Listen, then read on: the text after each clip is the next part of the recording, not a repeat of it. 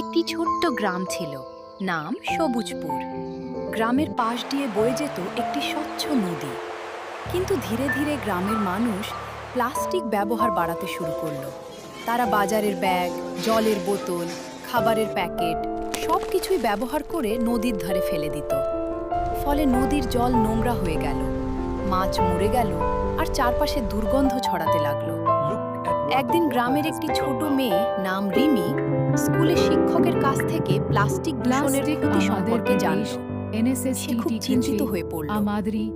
পরদিন সে তার বন্ধুদের নিয়ে গ্রামের মানুষের কাছে গেল এবং সবাইকে বোঝাতে শুরু করল, প্লাস্টিক আমাদের পরিবেশ নষ্ট করছে, আমাদেরই ক্ষতি করছে। প্রথমে কেউ তার কথা গুরুত্ব দিল না, কিন্তু রিমি হাল ছাড়ল না।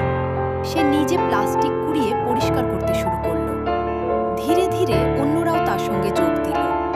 কিছুদিনের মধ্যেই গ্রাম পরিষ্কার হয়ে উঠল, নদীর জল আবার স্বচ্ছ হতে লাগলো। রিমির ছোট্ট উদ্যোগে সবাই বুঝতে পারল